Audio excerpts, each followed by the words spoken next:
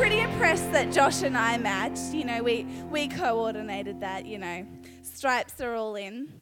You guys can be seated. Sorry, don't have to stand all night. Cool. I'm so excited to be here. Are you guys excited for tonight? Yes. Oh, I appreciate the encouragement. You guys are awesome. Well, to start off tonight, I thought I would share a bit about myself, a funny story. It's pretty much my most embarrassing story, but you know what? I'm here. I'm going to share it anyway.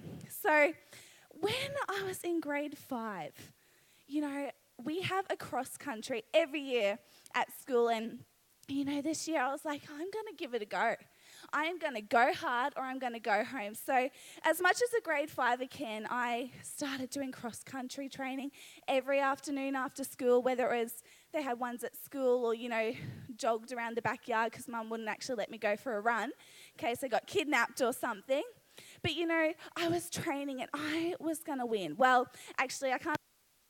Hello, we're back. I can't say I was going to win. I was going to come third because, you know, there was 2 girls and there was just no way of beating them. So, you know, I was confident in my ability to come third. That's what I was aiming for. That's what I was training for. The word around the school was, hey, Mads, you're going to come third. Yeah. And I was like, oh, thanks. No, like I've been training, but not that hard, you know. Oh, it would be great if I came third. You know, I was pretty keen in my abilities, and, you know, I wasn't boasting in my performance, but I wasn't denying it. And, you know, it was a bit of the talk around school. Anyway, we come to the day. It is cross-country day. This is what I've been training for my entire life, aka the term. And I was ready to run. And, you know, everyone was, like, cheering me on. And, you know, we started the race, and I was off running, and we'd gone a couple of laps, and we were coming up to the last lap. And, you know, every lap I went around, people were cheering for me, and I was, like, secretly loving it. And, you know, I was in my 3rd position. And, you know, there was girls close behind me, but they could eat my dust for all I could care. I was coming 3rd. It was going to happen. I was going to do it. And, you know, I came to the last 100 metres. And I had enough left in my tank. I was ready to sprint. I wasn't just going to come 3rd. I was going to dominate 3rd. Anyway, Pastor Sue would probably remember this because she reminded me of this the other day. Thanks, Pastor Sue. But as I approached the line, you know, I was coming in a little too hot. And my joggers, they didn't quite want to stay on my foot, or I fell in a ditch or whatever it was. But before I knew it, I was face first on the ground. It was like me here, the line there. Right before the end, I was on my face in front of everybody. And, you know, I felt the whole oval go silent for a couple of seconds. I didn't know what to do. And, you know, I felt the girls sort of jump over me to get to the line. And, you know, not only did I not come 3rd, I'm pretty sure I came last, only because I managed to flop my hand over the line and, yeah, I finished. And, you know, I walked away that day with a bruised ego and a couple of bruises as well. But, you know, I remember going home to Mum and I was like, Mum, I fell in front of the line. It was the most embarrassing day of my life. Everyone's going to remember it. And you know what? I got back to school on Monday and no one did. No one mentioned it. If they did, they didn't have the heart to say it to my face. But, you know, I tell you this because even though it's like an embarrassing story, but I think the main reason this affected me so much is I'd built myself up. I could already see myself on this 3rd position podium. In my head, I'd already won, and I was accepting the cheers of everyone around me. And as much as this is a light-hearted example, I use this to introduce what I want to speak about tonight, which is, so the title of my message is, What is Your Pedestal Built Upon? Ooh, I know, pretty cool, right? Like it or not, whether you think it or not, we are all standing on a pedestal. So I'm going to have to have a drink of water. In case you don't know, I'm pregnant. And, you know, yeah, it's pretty exciting, but with that comes not being able to breathe. And I also haven't kept up with my jogging after my incident. So that doesn't help me either. But, you know, whether we like it or not, we are all standing on a pedestal. And, you know, this week as I prepared to prepared my message, I felt like God was saying, like, man, Mads, have a look at your pedestal. What is it built upon? And I was like, oh God, like, I'm a good Christian girl. Like, of course, it's built on you. You're my rock. You're my strength. But, when I started to look at what I was really standing on, I was like, man, there are aspects, there are bricks, if I could put it that way, in my pedestal that were not built on God. They were built on the things of this world. And to fully understand what I mean by pedestal, it's a structure or the foundation that we stand upon. I could also put it as, it's kind of like our self-worth, how we see ourselves. And you know what I realized? A lot of what my pedestal was built upon was not the worth of God. It was the worth of trying to fit in with everybody else, trying to take on what everyone else thought of me. And I was really challenged by a verse in my journaling, and it was 1 Peter 5, verse 6. And it says, humble yourselves, therefore, under God's mighty hand, so that he might lift you up in due time. And I think this is just such an incredible picture of allowing God to break down the pedestal that we have appointed for ourselves. In my case, it was tripping right before the line. That was him breaking me down to say, hey, Mads, you're not actually that great at running. But you know what? Sometimes we have to be knocked down to allow God to build us back up and appoint us in his timing. Yeah, and I know this week God's really challenged me to have a look what my pedestal's built upon. And I don't know about you, but sometimes we can base it on our financial situation. It could be our job. It could be anything. It could be relationships. It could be physical items. It could be anything. Sometimes we build ourselves up by all these things that we're like, we don't even know. They're things of this world. They're things that we just build upon our pedestals, trying to make ourselves taller and seem more appointed. But you know what? Before we know it, they become our sense of self-worth. And with the things of this world, even if just one aspect of our pedestal gets shattered, whether it's maybe suddenly you lose your job and you're like, man, it feels like my whole world around me is crumbling. It's because we've built ourselves up on all these things of our world. And it only takes one thing to send us crumbling to the ground. And it can be incredibly painful. I know that.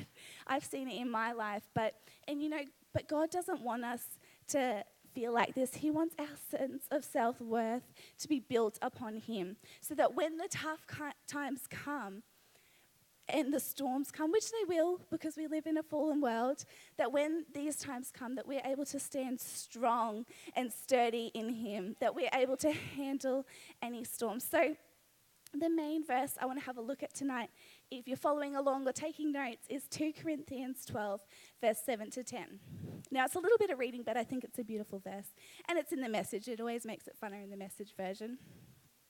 And it says, because of the extravagance of those revelations, and so I would not get a big head, I was given the gift of a handicap to keep me in constant touch with my limitations. Satan's angels did his best to get me down, and what they did, in fact, was push me to my knees on an oval. No danger then of walking around high and mighty. At first, I didn't see it as a gift, and I begged God to remove it. 3 times I did that, and then he told me, my grace is enough for you. It is all you need. My strength has come into its own in your weakness. Once I heard that, I was glad to let it happen. I quit focusing on the handicap and began appreciating the gift. Where am I? Sorry. Oh, yes. It was a case of Christ's strength moving in on my weakness. Now I take limitations in my stride and with good cheer. These limitations that cut me down to size, abuse, accidents, oppositions, bad breaks, just let Christ take over. And so the weaker I get, the stronger I become. And yeah, it's a beautiful verse, hey. But Paul wrote this in a time in his life where the church was really struggling. And he wrote it when he was going through a lot of hardship for the sake of God. He was taking on all this pain because he was fighting for the church. And in other versions, Paul puts it, he doesn't talk about it as his handicap. He talks about it as a thorn in his side. And you know what? Tonight, I want to give you 3 ways. Sorry, I've lost my point. Thanks, guys. You're so encouraging. I can blame it on the baby brain, right? Yeah, you're like, you can't blame everything on being pregnant. But I want to give you 3 points on how to let your pedestal be knocked down but then rebuilt again by God. And point number 1 is we have to have patience.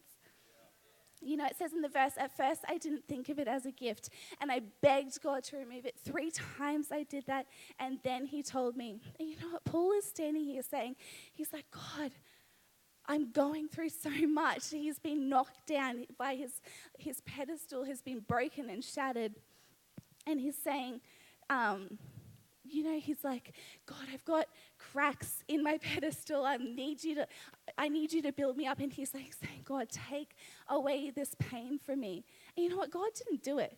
And it's not because God is a mean God or an angry God. It's because God loved him so much that he knew the bricks that he'd been building his pedestal up with weren't going to weather the storms coming. So he needed to knock him down to rebuild him. But you know what? I don't know about you, but if you find yourself in these times in life, it can be incredibly hard to have patience. It's like, God, how long are you going to have to make me wait? And this was relevant in my life a couple of years ago. Well, it was quite a few years ago now, but we suddenly lost my dad. He passed away really suddenly. And you know what? I had this idea in my mind of what my family should look like. And in a way, I kind of built my pedestal on this. My whole self-worth was based upon the fact that I had a normal family. Like, I had a mum, a dad, a brother, and a sister, and it was normal. And then in a second, that was shattered. I was left feeling like, God, what is my sense of family? What is my sense of self-worth? In a second, I'd lost my father figure. I had nowhere to turn to. And you know what? God didn't. I remember crying out, being like, God, take away this pain. And he didn't. Not overnight anyway. Not even in a year. And it's not because he doesn't love me or it's not because he didn't want to see me in pain. It's just because he knew that I needed to understand the revelation of a father's love. And I don't think I could have ever understood the extent of how much God loves me and how much he cared for me if that hadn't happened to me. And you know what? He uses me, and he had to knock down my pedestal, my family pedestal, what I built myself up upon, and so I could humble myself. So, I've been able to help other people through that walk because of it. I've been stronger because of it. My sense of self-worth is better because of it. And it says in Isaiah 43, the Amplified version, so it's a bit more exciting then. It says, listen carefully, I am about to do a new thing. Now it will spring forth, will you not be aware of it? I will put roads in the wilderness, rivers in the desert. God is looking to do a new thing in us. And sometimes we're not even aware of it. Sometimes we just have to have patience because he's not going to heal our pain overnight. I didn't wake up the next day after Dad passed away and be like, oh yeah, I'm all good now, God. No, it took a couple of years. It's even still now. God's still working me through that. We just have to have the patience and the knowing that we aren't always aware that God is working, that God is building us back up, God is making us stronger.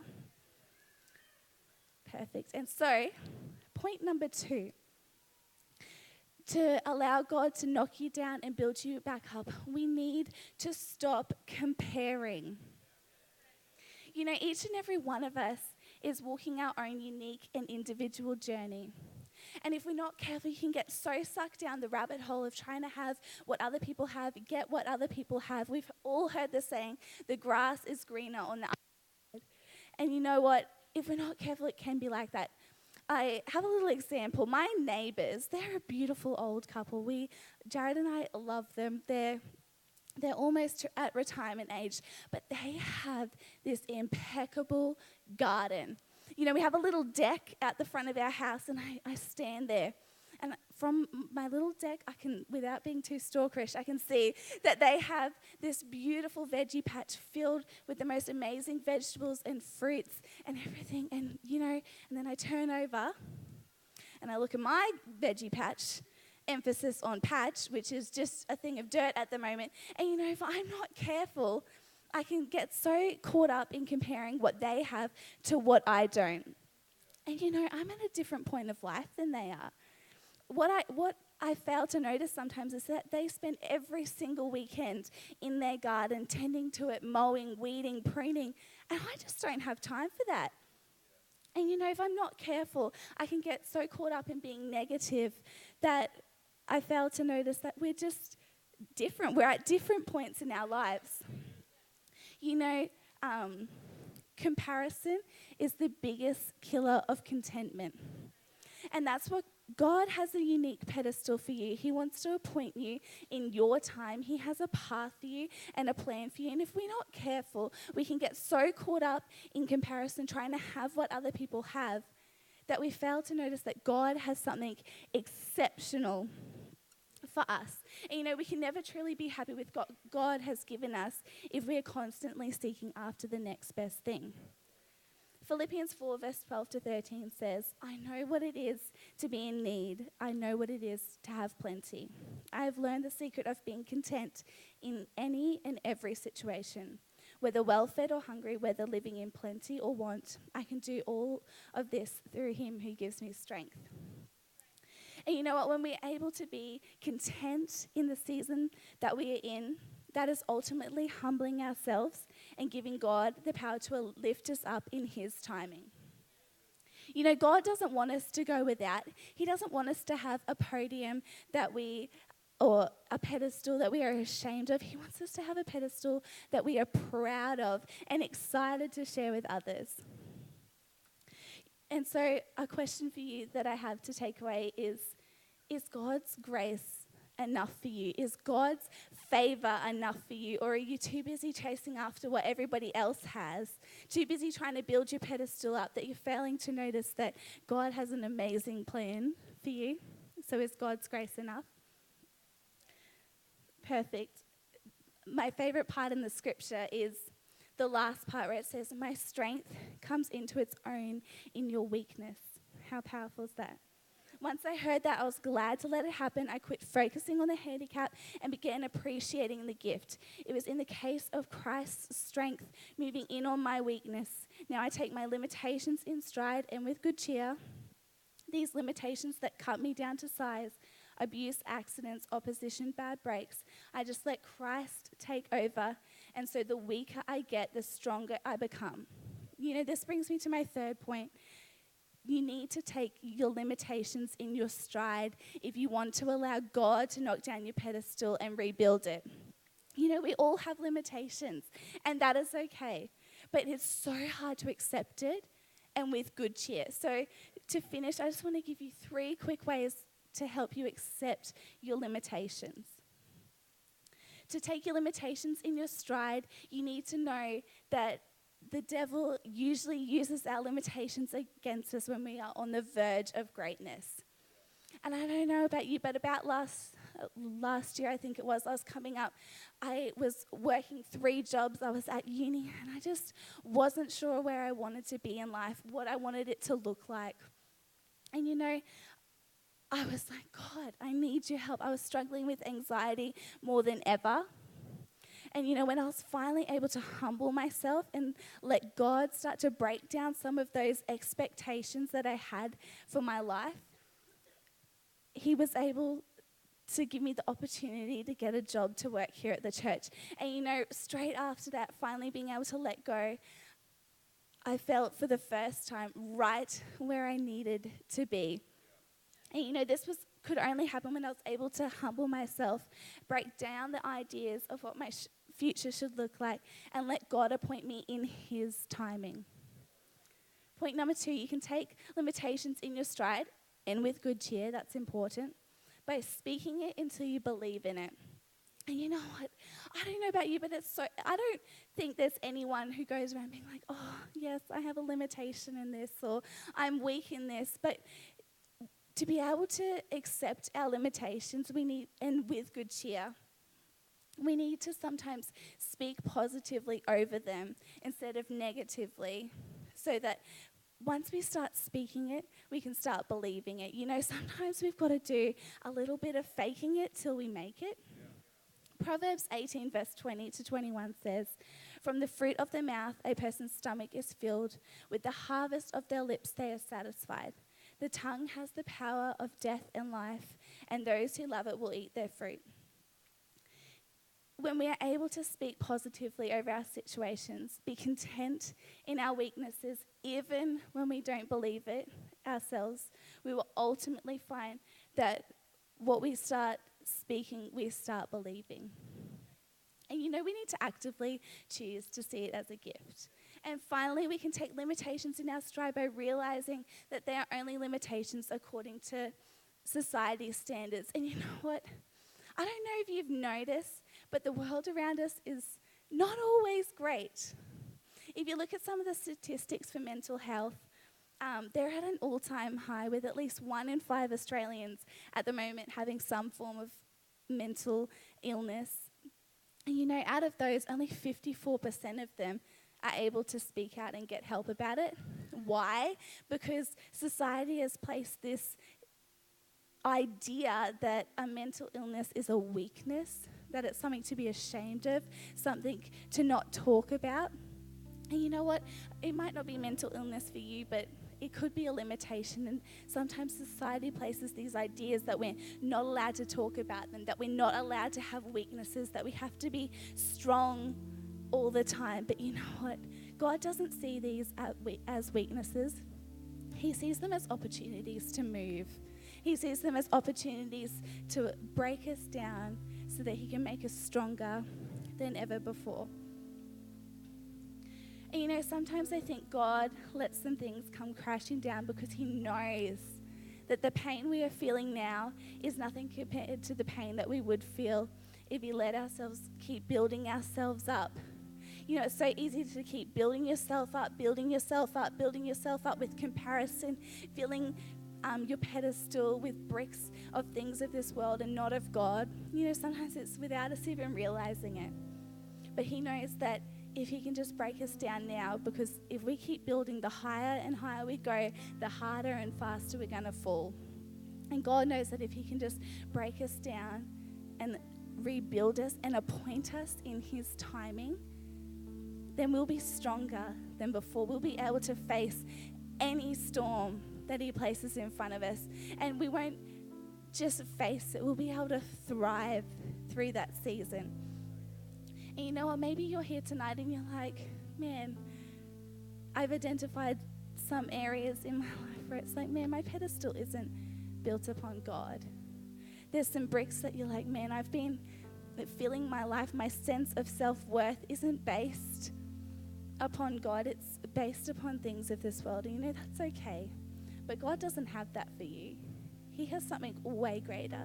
So I might just get us to stand if that's all right.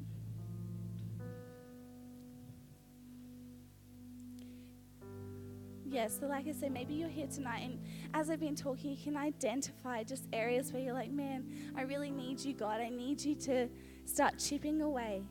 Start chipping away at some of those bricks in my life, those bricks in my pedestal. You need to allow God to break you down so that he can rebuild you, so that he can appoint you, so that he can make you stronger than ever before. You know, I might just ask everyone if they wouldn't mind closing their eyes. I just want to give everyone a quick opportunity. I'm not going to harp on it long, but I would really like to pray for anyone.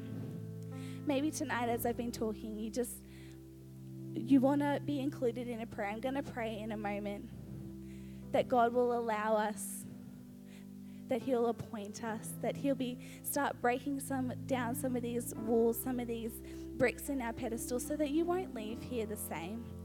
That you won't leave here appointed by your own appointment, that you'll leave here feeling a sense of belonging, a sense of self-worth in God. You know, so as all eyes are closed tonight, I just want to give you the opportunity, if you feel like maybe God's been speaking to you, that there's some areas in your life that you need to let him break down, I want to give you the opportunity just to raise your hand, just so I know who I'm going to be praying for tonight, who I can include in this prayer. Great. Hands going up everywhere. Perfect.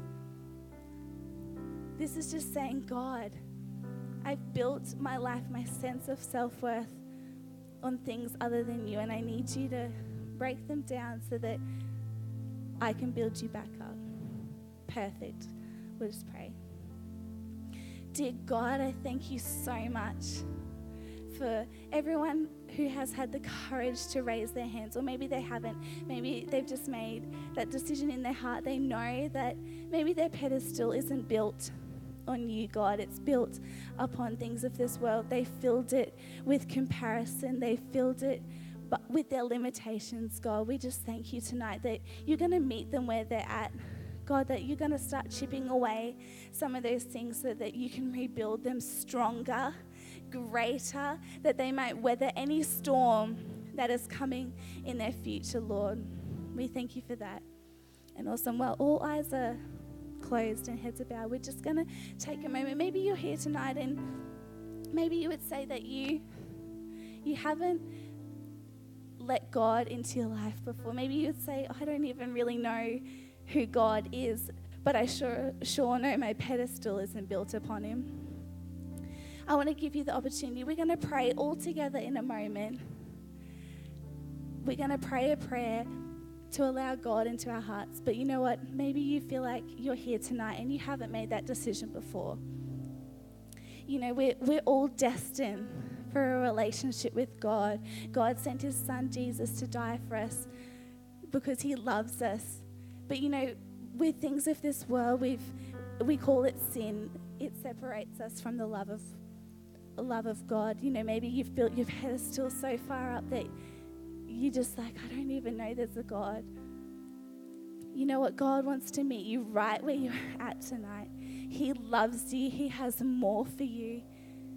He wants you to be built upon a solid rock. So maybe if that's you tonight and you say, hey, I really want to accept God into my heart tonight, I encourage you to raise your hand. Well, no one's looking around.